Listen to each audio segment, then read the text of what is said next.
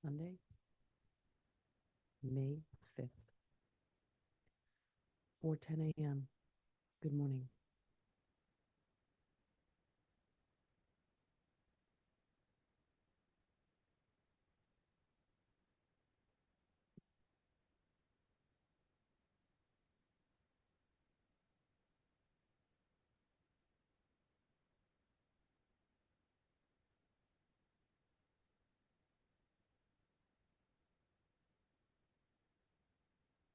Just taking a few breaths.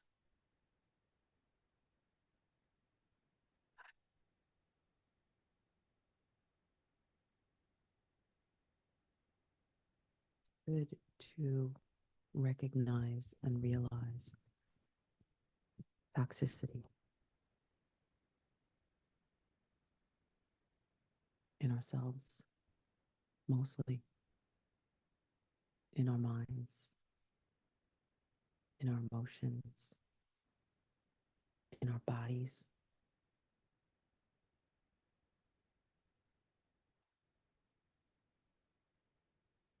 So we can take action, so we can respond and not react.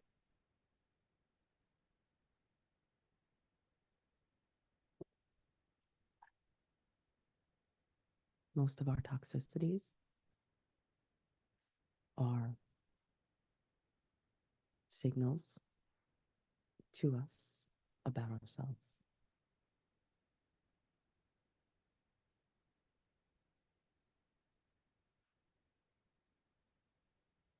This path just keeps taking me further and deeper into my soul path and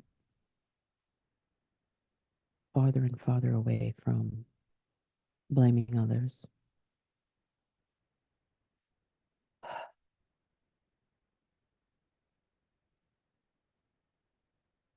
projecting on others, and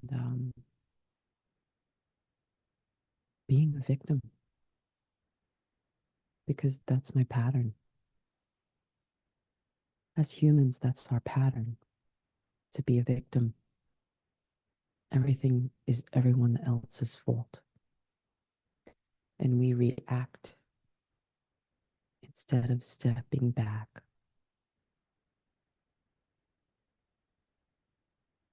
and observing. And then recognizing the trigger and going within. And so this is my process now.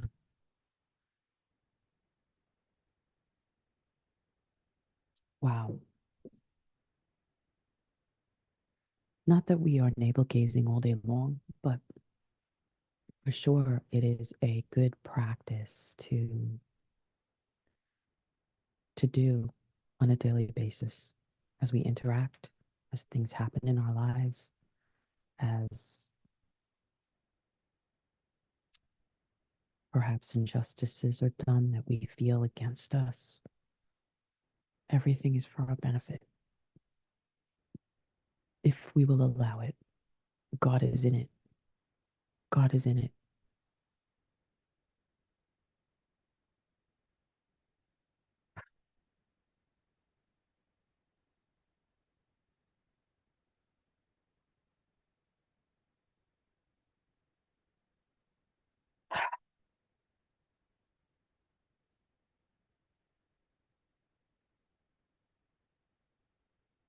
I'm just taking my time.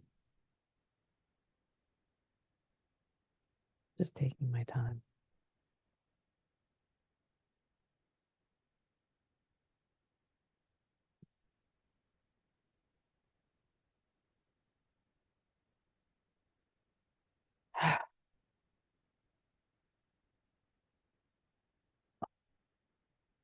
That was a good one. That opened something up. That moved energy.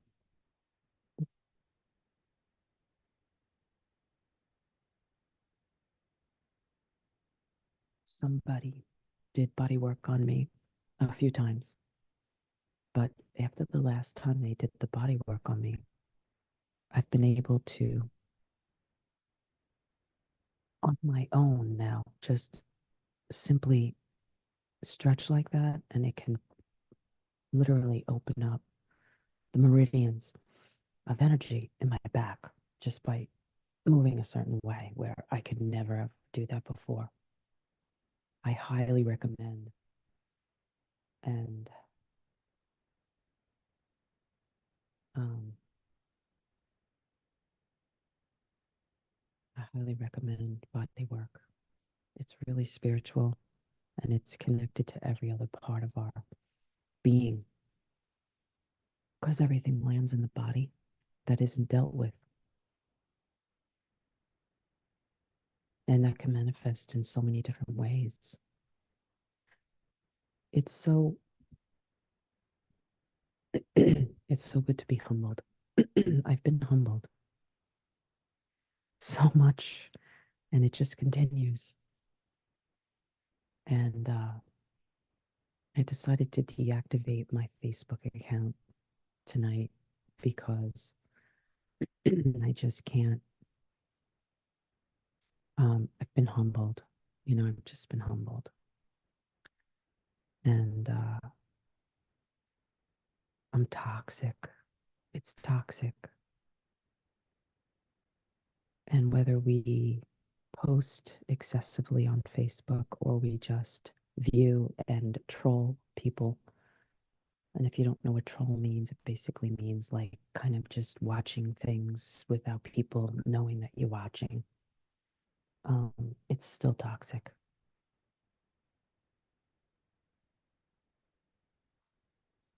Why not just make a phone call? Make contact with somebody, right? Say what we have to say, communicate, be authentic, be real. So I deactivated my Facebook and I hope to keep it deactivated for some time now and detoxify myself from all of that.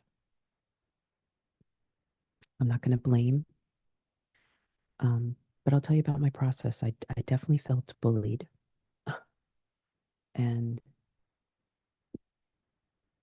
this is our process, right? We feel like someone has done something to us, but then we have to kind of sit in that and say, now, am I going to just stay in the victim mindset and say, poor me, I'm so right and everyone is so wrong?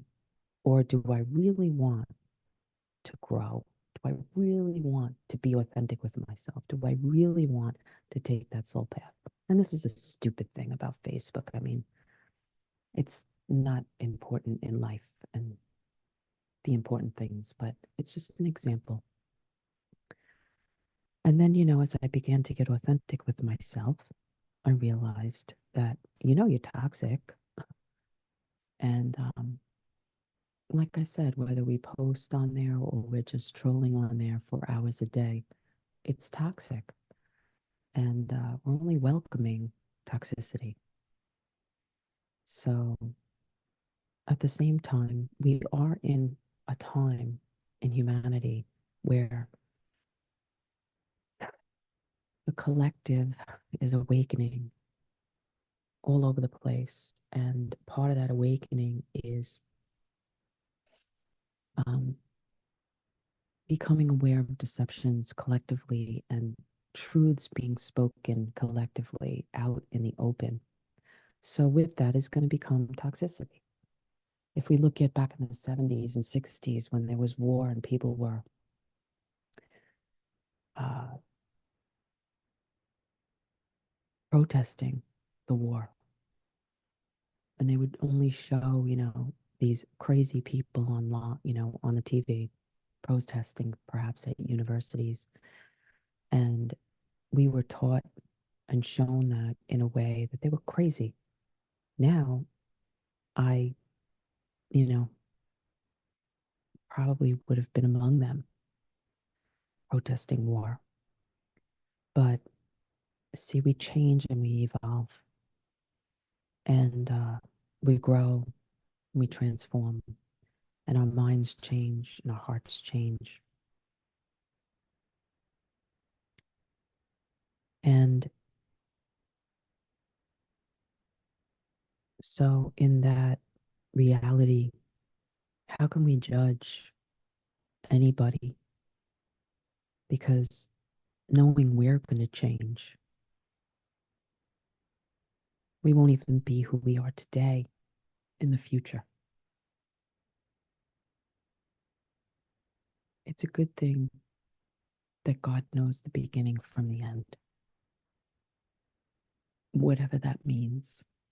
Whether we have multiple lives or we don't, God knows the beginning from the end and doesn't look at us in this very moment and say, off to hell you go.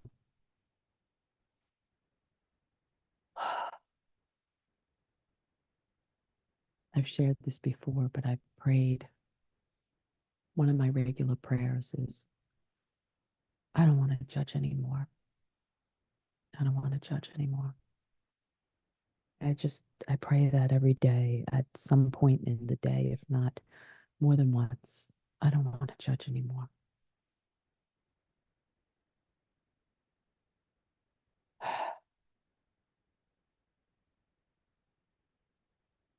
And the more that I pray that, the more that I'm coming to know the heart of God that is merciful, merciful, and gracious. And I'm more and more in this mercy place, and judgment seems to be moving farther and farther away, even in my perception of God. Um, Spatially. And I feel like I'm quicker to, even when I feel judgment towards someone, I'm quicker to fall into that place in the character of God to get into mercy and move away spatially from judgment. I might feel it at first, I might be angry, but I'm learning to move those emotions faster, more authentically. Instead of suppressing them or judging those emotions, I can see them, recognize them in my humanity, feeling perhaps like a victim or feeling hurt or feeling like something unjust was done to me or unjust. And then moving that emotion and then getting in the heart of God. And it's like this process that happens to me now. And then when I get in that heart of God, it's because I've experienced the heart of God towards me with mercy, copious mercy. And then spatially, judgment moves away for that other person. And mercy floods my heart for them. It's a beautiful process, but I don't think I could experience this the way that I have if I have not experienced this for myself with God and realized this great undoing that I'm going through with judgment.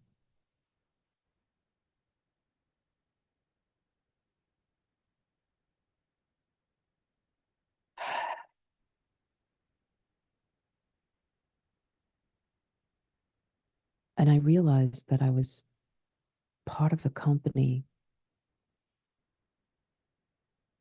of mercilessness, mercilessness. And I am only seeing that reflected back to me through others that um, were part of the same company that I was part of. I couldn't see the mercilessness of it in myself, but now I do because it's reflected back to me through others that were part of that belief system. Mercilessness, a love for judgment, and mercilessness.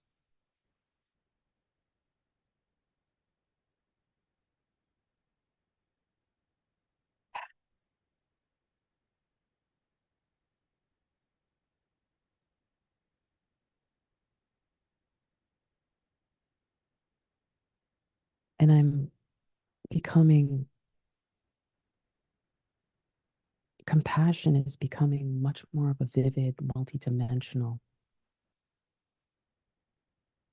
presence around me and in me. Compassion. It's not just kindness, and it's not just gentleness, and it's not just uh, empathy.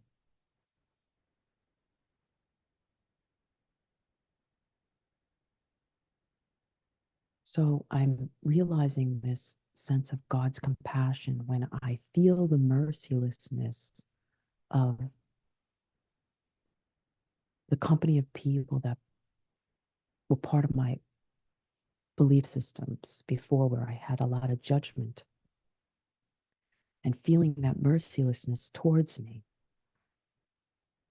And once I move that immediate knee jerk reaction emotion through my body and my heart, I feel this sense of compassion well up through God's heart in me.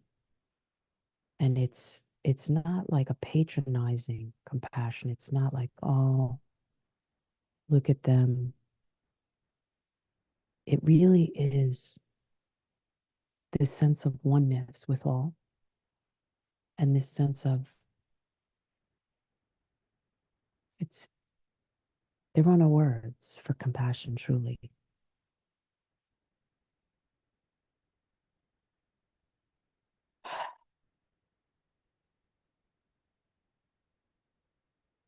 Honestly, I don't know anymore if the Bible is true, but it is a very magical book.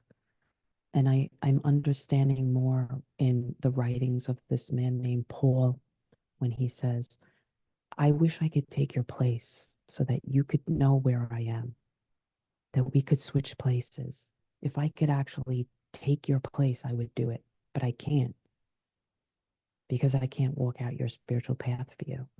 Yet, Paul always is noted as saying basically that he was carrying within him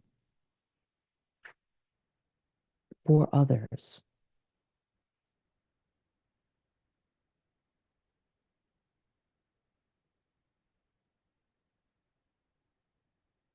Like he carried upon himself the weight of their unbelief. He carried it within himself for these groups of people that couldn't get the point. And that is compassion. That's true love.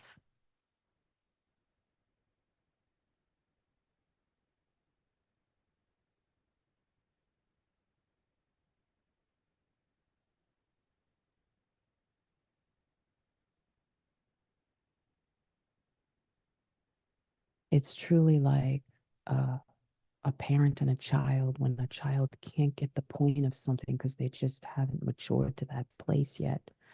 And a parent doesn't have to explain, doesn't keep beating the air. They just know, my kid doesn't see this yet. They have to experience it at some point and get to this place of growth at some point in their life, but they just can't see. Their mind isn't going to see it. But the parent carries within them perhaps that part of the child until they get there, until Christ is fully formed in you. I labor in that secret place, that we would know the fullness of this compassion.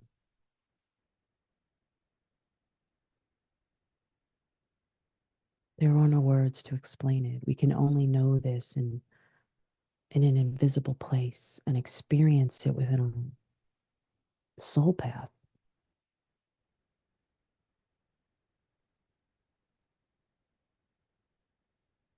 We move beyond arguing, because that's all ego.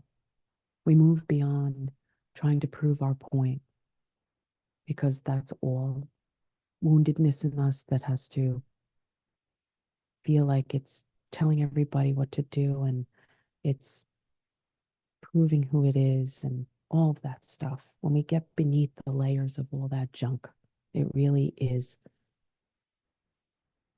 can help us move into Christ. But we have to get through the layers of that junk. I won't even call it junk because it is the passage to the light, the darkness, the ego, the stuff that we are blinded by really is the passage way. And it's necessary until Christ is fully formed in you.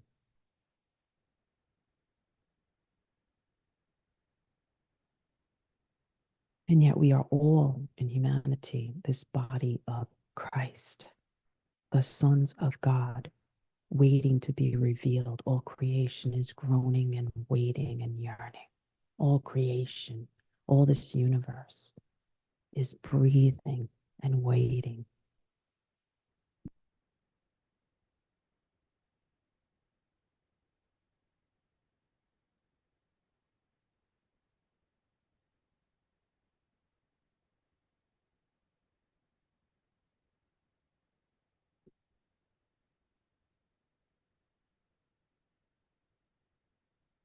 I'm trying not to dwell, but to live in that compassionate place. It's content. It's quiet. Many people have moved away from me in the last few years, you know, intimately have moved away, have distanced themselves, no longer identify with the same belief system, I guess. And I don't know if there's fear. I don't know. Um, I know that when I was there, there was a lot of fear of being close to anyone that didn't believe the way that I did. But I'm not going to judge their hearts, just that I know that they've moved away. And I would feel sad in my humanity. I feel sad about that. But when I settle into this compassionate heart, it's really all okay.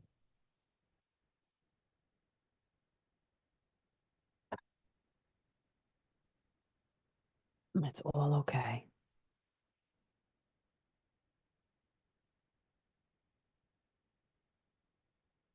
And I let go.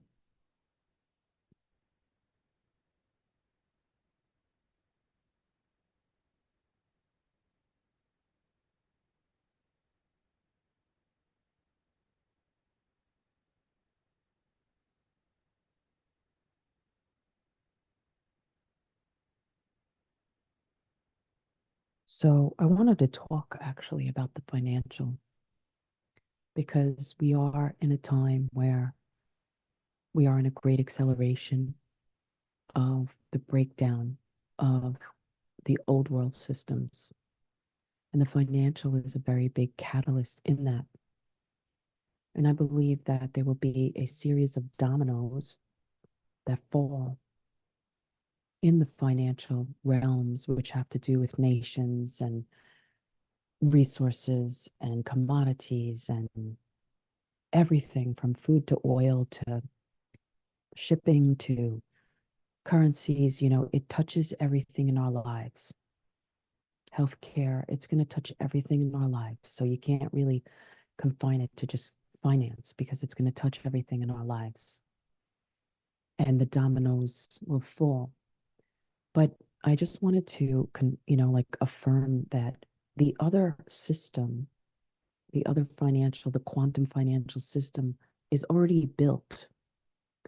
It's being built, but it's already built. So it's been built, the quantum financial system, the next set of rails that is going to be our financial system in the future is already built. It's built out worldwide. It's fully connected as one. And it's high speed. It moves as fast as emails, if not faster. It connects the entire world. And it will be a network of likely central banks connected to private sector companies that actually have been set up by the same people that set up central banks. But these private sector companies will appear to be um, privately run companies. So there'll be the central banks. There'll be a world bridge currency, and there'll be the central banks, and then there'll be private sector companies that connect those central banks to all the different sectors of business and world functioning. And it will be built on ledgers, a unified ledger, blockchain. So all blocks, ledgers connected, data connected. It will use distributed ledger technology, and it will extend out through interledger protocols through using apps.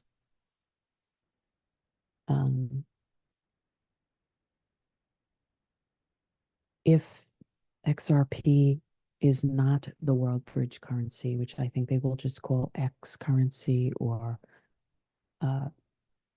global currency or whatever. I don't know what they're going to call it, but if it's not XRP, which I believe right now is the only candidate for it to be, then it will be an SDR that's nobody knows about, that's already been made by the elites and the central banks. But it's looking pretty strong that it is XRP because Ripple is connected to all these private sector companies that are connected to the world networking of the quantum financial system that is already built. All the rails are built, all the networking is done. It's just a matter of the dominoes falling. And that's because they're not going to flip the world in a day. I don't think that we're going to experience something like COVID again. I think that we're going to have a domino fall here, which is going to cause a domino to fall here, fall here, fall here, fall here, you know? And I think it will be a series of events. Many of them, perhaps most of the general public won't even know is happening. Like Japan's currency is crashing right now, and most general people do not know that that's happening. However, it's tremendous for the financial system. Right now, treasuries are crashing, and most people don't know that that's happening. So a lot of these dominoes are going to go down, and most of the general public won't even know, and they will be probably most of the important ones. And when the general public knows, it's going to be once it affects things that the general public knows about, like the housing market, the real estate market, how much we pay for food, how much we pay for oil, how much we pay for gas, things that affect our daily lives. However, all of those dominoes are already shaking. But do I believe they want to create, shake the world in one day? I don't believe that they want to do that. There's too much chaos. But will there be events? Yes, I believe there will be events. And could there be a cyber event here and there? Or yes, could there be banking goes down, banks consolidate? Yes. I think there has to be some events that actually cause the general public to feel that shaking, but I don't think that they want to. I think it's going to take like a full decade to transition this whole world into the quantum financial system. And I believe that's from 2020 to 2030. So we're in that transition right now. And I have heard that they don't want to crash the markets, but will we see a turn down of the markets? I do believe we will. It's in a bubble, so it has to come back to fair value at some point. So that may happen in this decade as well. The whole market will be tokenized on blockchain. Every asset will be tokenized on blockchain. And I believe even that the stock market will end up trading 24/7, perhaps, because it doesn't now. It will end up trading 24/7 the way that crypto does, because it can't just stop in the middle of the night and then, because US Stock markets are really based on US markets and European markets, but all nations trade. However, it's really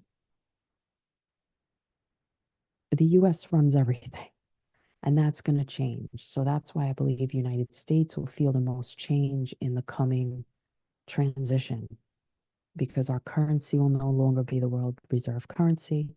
We're going to see a lot of the third world nations and emerging markets rise, and there will be a leveling up of the nations. This is very age of Aquarius, the collective taking back uh, their power, um, things being more fair, things being more balanced, and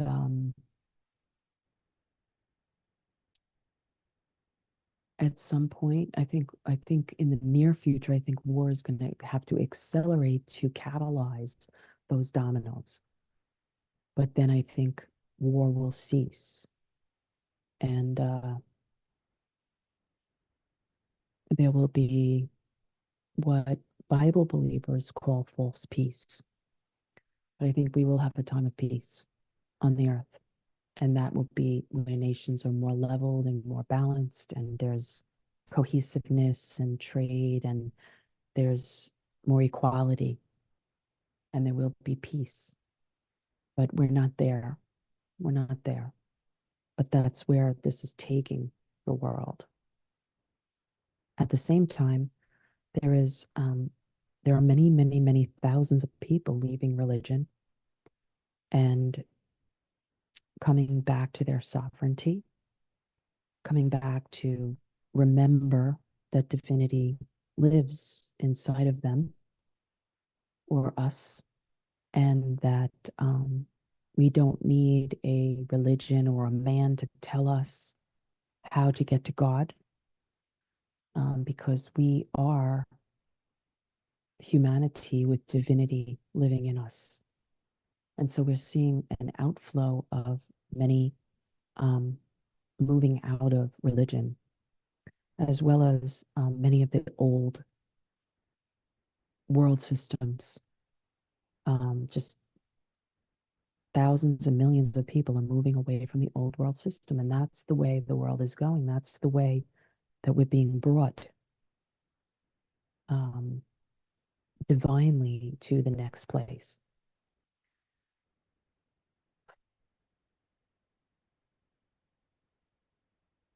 And so this transition of the financial system is a very big part of that. It's just it because it affects every part of our lives and our hearts and our minds.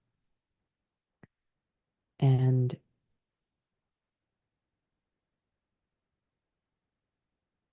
it manifests before our eyes. But I do think that the breakdown of the financial system will affect many in a very detrimental way. It is believed that there will be such a effect on so many people that there will be UBI, universal basic income, that the government will give to people. Some people call that socialism. There may even be socialist healthcare where people aren't going to be paying these high prices for health insurance. I know we're paying out a lot of money for health insurance, big time.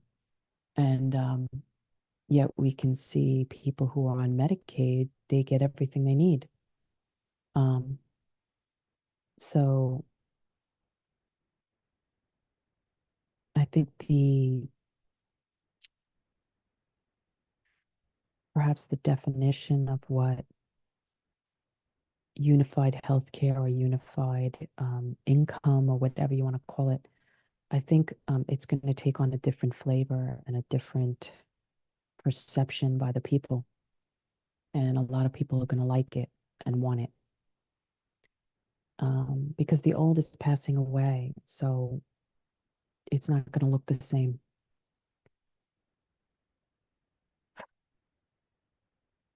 But that's going to take years to transition, and COVID, I know I was working in the hospitals, so the breakdown of the way care is being done, how it's being expedited, how it's being paid for, all of that, uh, it's just changing. It's changing. Even in the field I'm in now, I don't believe it's going to be the same as it is now. I don't know that big pharma will be as supported as it is now. And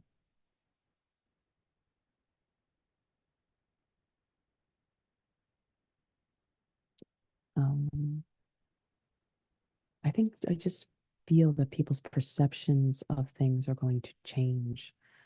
Even like this fake meat, it sounds ridiculous, but I think that people will some people will be really happy. If you look into how they're growing this fake meat, they're taking the cells of real animals and they're somehow multiplying them in a lab and growing, because they have technology to grow tissue back in our bodies miraculously, but they haven't released a lot of this so that we could be under the oppression of big pharma. And there's a healing for cancer, there's all of that. So this fake meat will be grown out of real livestock cells and multiplied in some kind of a lab, and it will grow real meat.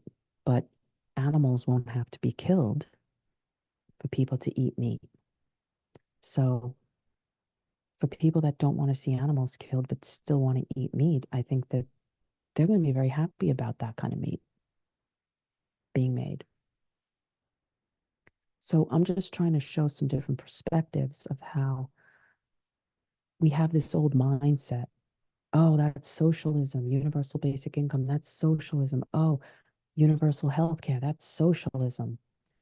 Um, Scott and I go to a doctor now who we pay monthly to keep us well, hopefully. But we're doing a lot of recovering from my life in New York, health wise, and our autism life. But in Eastern medicine, that's what they do. People pay their doctor to stay well rather than to wait till they're sick and then go to doctors and pay their doctors when they're sick. And so, see how the perception, at first, when we first went to this doctor, it was like, do I really want to pay every month this doctor, even if I don't need him? But now that we've been going for a couple of years, or however long, I don't know, but it's it's a different change of mind. It's a different perception. And it's very much like Eastern medicine, which I am definitely leaning into and want to learn so much more about. Um,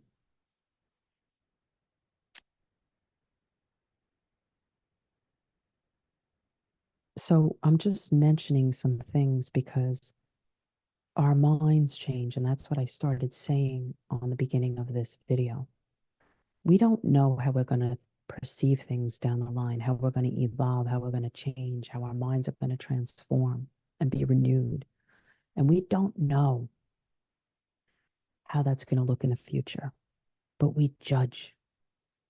We have so much to say, and we judge it before we know what's coming. And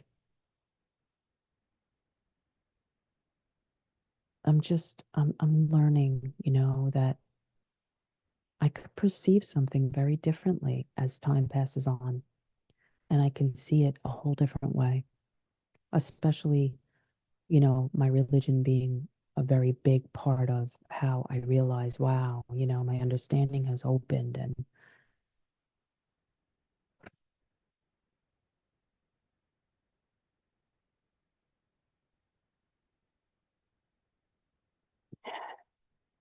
And so, in all these other areas that are falling away from the old world, like healthcare and education and religion and, finance, there's something new coming that we may look at it and say, no, that's not what we want. But we really don't know what that's going to look like. And we haven't put it all out on the table. We don't know all the details and we don't know all the information yet. We don't know what our needs are going to be at that time.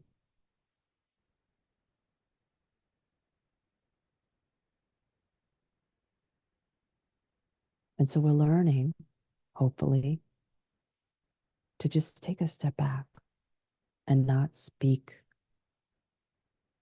and judge. I mean, forget about the matrix and all the stuff that's been hidden from us that's becoming known. I mean, that's been becoming known for the last 25, 30 years, but there's still a lot of company of people that don't really know a lot of things. So it's easy to just judge because our perception hasn't been changed yet. More information is needed, more truth is needed.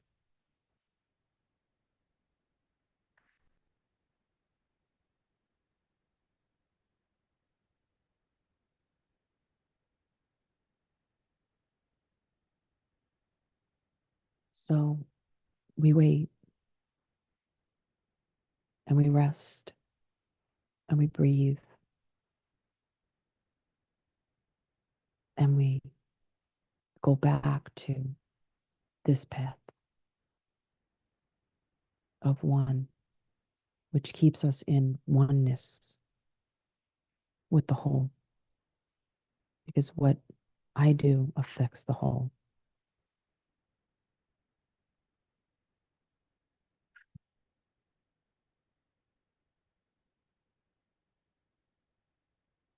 We just don't know it all. We just don't know it all. We don't know it all. We know so, so, so little. We're like little specks. And yet, who was it, Rumi, that said, I am a speck in the ocean, but I am also the ocean. No, I am a drop in the ocean, but I am also the ocean in one drop. It's hard to wrap our heads around that. So we can understand that we are part of this whole universe and this whole oneness of all things. And at the same time, we are a drop in the ocean. And that humbles us and it keeps us quiet and it keeps us gentle and it keeps us in compassionate heart, knowing that we are that one drop, part of the whole, yet we contain the fractal of the whole ocean. We are a fractal of God, but we're the one drop.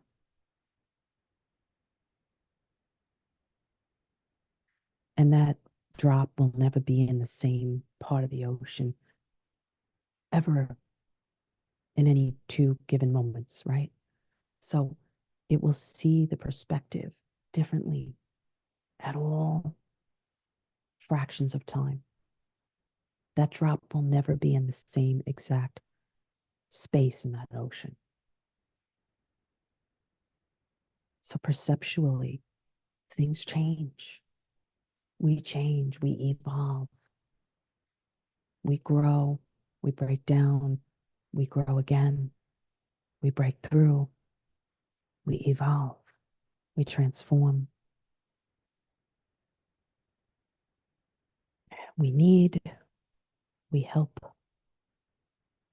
We're always in a different perception or place at any given moment, but we're still that drop in the ocean, that fractal of God, the fractal of the whole.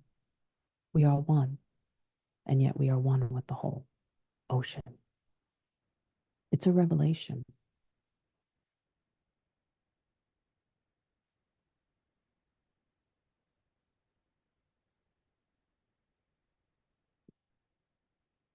Our perception will never look exactly the same. And so that affords us the compassion for ourselves and for others.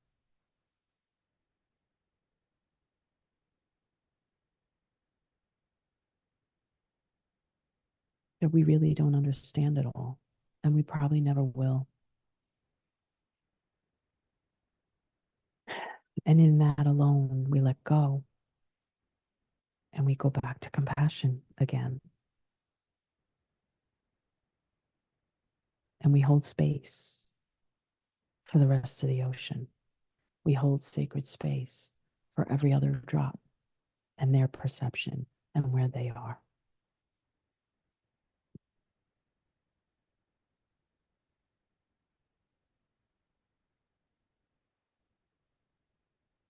What does it mean to hold space?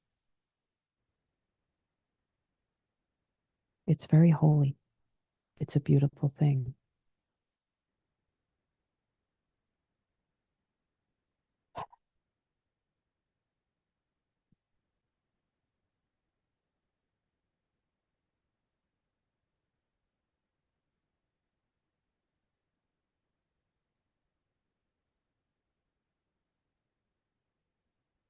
We don't have to know it all. We can just hold space for the rest of the ocean.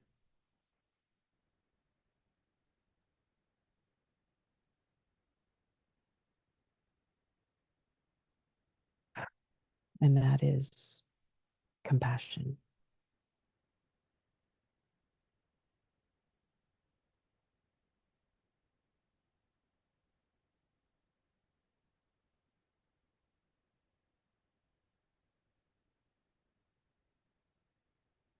Grand rising to you. Or as my sister says, grand harvesting. As the sun comes up soon, it's 5 o'clock.